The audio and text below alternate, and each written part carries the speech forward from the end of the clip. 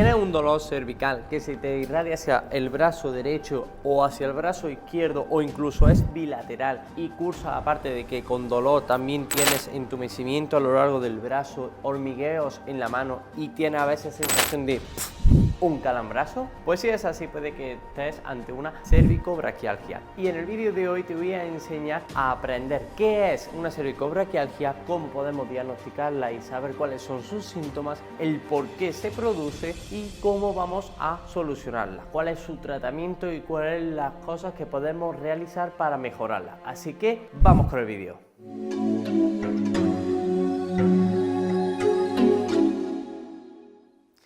Mi nombre es Daniel Gallego y soy fisioterapeuta y mi objetivo en este canal es ayudarte a ti a mejorar tu calidad de vida a través de la fisioterapia y el movimiento. Así que si te gusta este tipo de vídeos te animo a que te suscribas al canal dándole al botoncito rojo que te encuentras ahí abajo y activando las notificaciones para que no se te olviden los vídeos que vamos a subir que seguramente te puedan ayudar a mejorar esa calidad de vida. Y por supuesto, si esta temática te ha servido, dale un buen like. Vamos con el vídeo. La cervicobraquialgia es una patología que sucede normalmente a nivel de la columna cervical y se produce por una irritación de estas raíces nerviosas que cuando se produce esa irritación provoca un dolor irradiado hacia donde se expanden esos nervios. La cervicobraquialgia está directamente relacionada con el plexo braquial por el origen de donde se produce la lesión. Normalmente entre las causas mecánicas nos encontramos que la cervicobraquialgia puede tener un origen a través de una protrusión o una hernia discal, en donde ese contacto del disco intervertebral con la raíz nerviosa produce ese tipo de dolor, ese tipo de patología.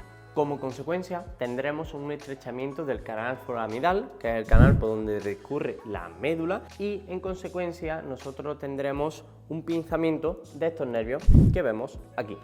A nivel cervical, la zona donde más se producen este tipo de patologías es a nivel de C6 y C7. Entre las características de la sintomatología que puedes llegar a tener con este tipo de patología, nos encontramos, aparte del dolor a nivel cervical y que se irradia hacia un brazo, normalmente también tenemos una debilidad muscular, que se aumente el dolor cuando cargas peso, que tengas también un hormigueo a lo largo del brazo, que notes falta de sensibilidad como si estuviese acolchado la zona de la piel, que tengas también hormigueo en las manos o incluso que tengas sensibilidad alterada a nivel de los reflejos osteotendinosos. Aparte de las causas que hemos mencionado de protrusión, hernia discal, estrechamiento del canal medular, etc., también existe otra serie de consecuencias que producen este tipo de patología, como por ejemplo hay un síndrome que es el síndrome de los escalenos, que son unos músculos que tenemos aquí a nivel del cuello, los cuales pueden estar comprimiendo ese plexo braquial y puede producir una sintomatología muy parecida a ese tipo de cervicobraquialgia. Lo que pasa es que normalmente en este tipo de patología no hay normalmente dolor de cuello. También ocurre lo mismo con el atrapamiento muscular del pectoral menor, ya que también el recorrido del nervio pasa por esa zona, y lo mismo, no hay normalmente patología a nivel cervical. Aunque la más frecuente de todas estas consecuencias se ha demostrado que es la sobrecarga habitual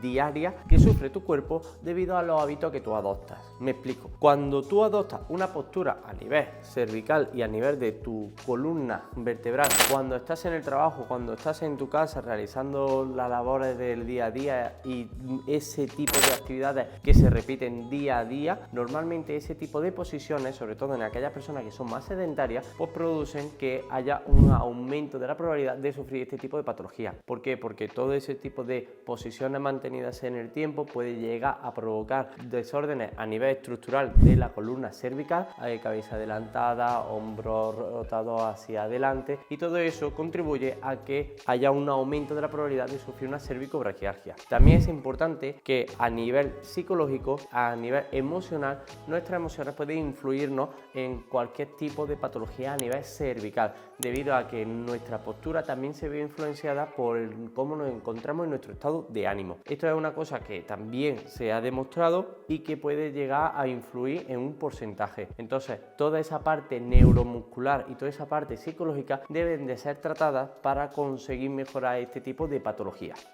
Todo lo anterior que he comentado a nivel postural también tiene que ver mucho en relación con el sedentarismo. ¿Por qué? Porque esa atrofia o más bien debilidad muscular de una zona del cuello, una zona muscular del cuello que no esté entrenada, que no esté fortalecida, va a tener mayor repercusión antes que una persona que sí trabaje de forma diaria el cuello. Por lo tanto, ante una persona sedentaria y una persona que sí que realice un trabajo de fuerza para también su cuello y su espalda, va a tener mucho menos probabilidades la que lo entrena que la que no. En cuanto al diagnóstico de la cervicobraquialgia, tenemos que tener en cuenta lo siguiente. Uno es el contexto, qué es lo que te sucede, cómo experimentas esos síntomas y cómo se manifiestan en ti. Esas características que hemos mencionado al principio del vídeo van a ser cruciales para poder encasillarlo en una cervicobraquialgia y poder diferenciarlo de otras. Luego tenemos las pruebas de imagen que podemos ver tanto a nivel de una radiografía donde vemos si hay algún desplazamiento de algunas vértebras sobre otras, que es una listesis y que puede estar provocando este tipo de sintomatología, y luego una prueba mucho más efectiva como un gold estándar, digamos, como es la resonancia magnética. Aquí es donde podemos nosotros ver esa estenosis del canal medular, ese atrapamiento, ese pinzamiento de los nervios y ya corroborar que esa sintomatología procede de la zona cervical y por lo tanto diagnosticamos una cervicobraquialgia. También se puede realizar una electromiografía, que es una prueba donde nosotros medimos la conductividad nerviosa a través de impulsos eléctricos y vemos si ese nervio está afectado o no. Y ahora llegamos a la parte que más te interesa, el cómo tratarlo. Vamos a ver qué tipo de tratamientos existen para mejorar esa cervicobraquialgia. Empezamos desde el principio. A nivel farmacológico, normalmente siempre se envía una serie de medicinas para el tratamiento de la sintomatología, es decir, me duele el cuello, pues me tomo tal analgésico para ese dolor cervical, que es normalmente lo que se recurre de primera instancia cuando una persona sufre dolor. Normalmente lo que más suelen recomendar es el diclofenaco, aunque esto siempre debe estar sujeto a una prescripción médica y una evaluación de tu médico. Sin embargo, desde la fisioterapia podemos realizar muchos tratamientos sin tener en cuenta tanto ese factor farmacológico. ¿Como cuáles?